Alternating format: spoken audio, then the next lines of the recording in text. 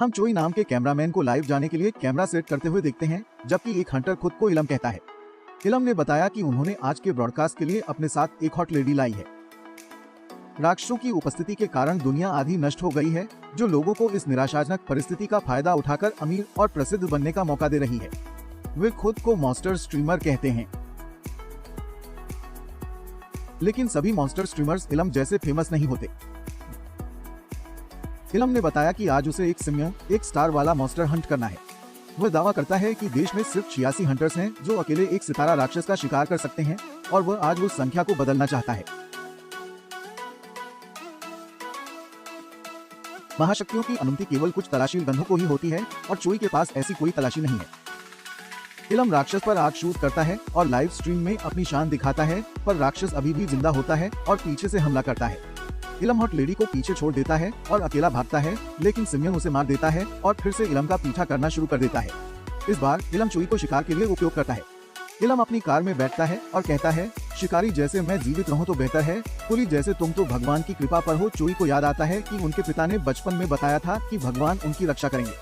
चोई चिल्लाता है, अब भगवान क्या कर रहा होगा। अचानक उसे एक नोटिफिकेशन मिलता है कि दर्शकों की संख्या 1 है। जब वह राक्षस के हमले से बचने की कोशिश करता है, तभी वह अचानक बहुत ऊंची छलांग लगाता है और सोचता है कि उसके साथ क्या हुआ और संदेश क्या था।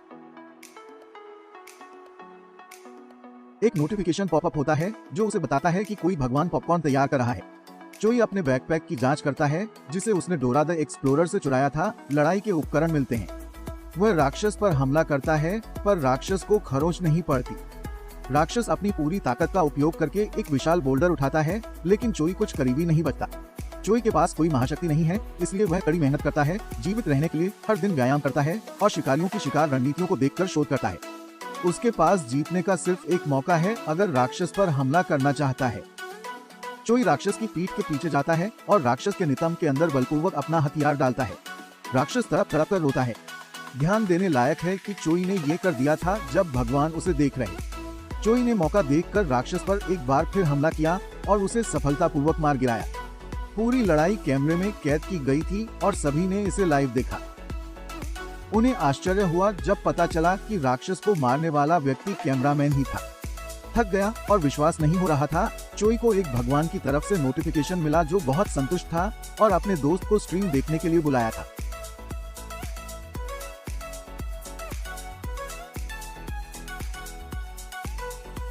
सिल्वियन चोई ने लाइव स्ट्रीम देखी और समझा कि पूरी लड़ाई ब्रॉडकास्ट पर लाइव हो गई है। उसे लगता था कि जितने अधिक देवता उसे देखने आते, उसकी ताकत बढ़ती जाती थी। दर्शकों को नमस्कार किया और बताया कि विस्तृत स्क्वाड मदद के लिए रास्ते में है और पहले से ही हंटर के बारे में रिपोर्ट कर दिया गया है, पावर्ड बाय रबर्स। इस्लाम अचानक चोई को हॉट लेडी हैनवेल की याद आई और उससे मिलकर देखा कि वह जीवित है या नहीं। लेकिन बचाव टीम पहुंच गई थी और चोई ने उन्हें जांच करने को छोड़ दिया। वह रेस्क्यू टीम की प्रक्रिया को लाइव स्ट्रीम करता रहा और समझाता रहा कि उनका मुख्य लक्ष्य राक्षस के कोर को निकालना है, जो मोन के तूर के शरीर के अंदर ही मौजूद एक रहस्यमय पदार्थ था, जो राक्षस की जीवन और ताकत का मूल था। जैसे ही बचाव दल ने कोर निकालने का काम किया, लड़की के शरीर से कुछ घिनौना निकलने लगा। एक नोटिफिकेशन से पता चला कि एक देवता अपने पॉपकॉर्न निकाल रहा था। शायद वो भयानक दृश्य देखने जा रहा था। अंडरडॉग्स एक स्टार राक्षस है जो लेथल टॉक्सिन और जहर को कंट्रोल करता है। ये एक घायल व्यक्ति के नीचे छिप जाता है और मदद के लिए आने वाले किसी भी इंसान को जहर देता है, जिससे उसके शिकार की संख्या बढ़ जाती है। ये एक स्मार्ट और खतरनाक मॉन्स्टर है। बचाव दस्ता ने सभी को लड़की को छोड़ने और सिल्वियन के कोर को लेने का आदेश दिया, पर चोई ने हार मानने से इनकार कर दिया। उसने डोरा द एक्सप्लोरर के बैकपैक की जांच की और एक फ्लेमथ्रोवर मिला। बचाव दस्ता हस्तक्षेप करते हुए कहता है कि वे लाशों को अपने परिवारों को वापस करने के लिए बरकरार रखने की जरूरत है। वह वैन की ओर भागा, एक फायर एक्सटिंग्विशर पकड़ा और अपना कैमरा अपने कंधों पर सेट कर दिया। उसने बताया कि अंडरटॉक्स एक तात्विक प्रकार का मॉन्स्टर होता है जो मुख्य रूप से इंसान की जीवन ऊर्जा पर फीड करता है। यदि वे इसके जहर को आग से बेअसर कर देते हैं तो ये कमजोर हो जाएगा और असहाय हो जाएगा। चोई को मानव जीवन का महत्व नहीं था और नहीं उसमें वीरता की भावना थी।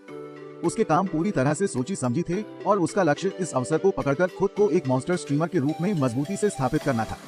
उन्हें लगता था कि अपने परिवार के लिए बदला लेने के लिए पावर और इन्फ्लुएंस चाहिए। चोई ने अपने दर्शकों को बताया कि आग से गर्मी अंडरडॉग्स की एक फाटल कमजोरी है। ये जहर को नष्ट कर सकता था, जो राक्षस का मुख्य हमला था, जिससे ये कमजोर और बेबस हो जाता। जब कोई अंडरडॉग्स को हमला करने का रास्ता नहीं मिलता तो वो दो विकल्पों में से एक चुनता है।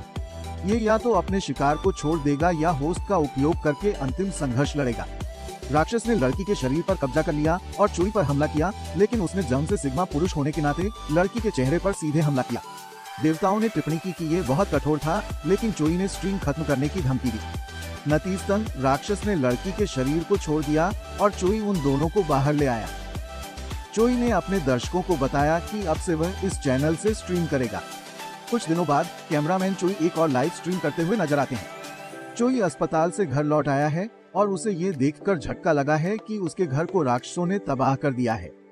फिर भी देवताओं को हिंसा देखने का शौक था, इसलिए चोई जल्दी से कैमरा चालू करता है और लड़ाई शुरू करता है।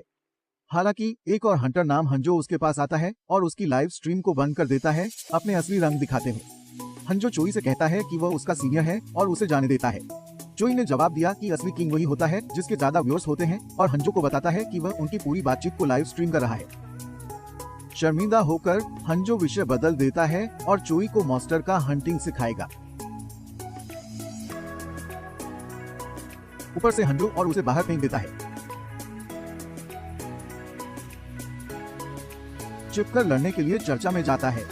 थोड़ी देर बाद हंजो उठ जाता है और चर्च से धमाकेदार आवाज सुनाई देती है। वो अंदर जाता है और ये देखकर पूरी तरह से चौंक जाता है कि चोई ने पवित्र क्रॉस की मदद से एक सिमियन को मार डाला है। हंजो पूछता है कि उसने कैसे किया, तो चोई बताता है कि शायद भगवान की मदद मिली होगी। चोई अपने दर्शकों की प्रतिक्रिया का जांच करता है और उसके सब्सक्राइबर में वृद्धि हुई है। उन्हें ये आशा है कि रिकैप वीडियो अपलोड होने के बाद उन्हें भी इतने ही सब्सक्राइबर मिलेंगे। चोई कमजोर बनता हुआ दिखता है और कहता है कि उसे इससे बच जाने में मौका मिला।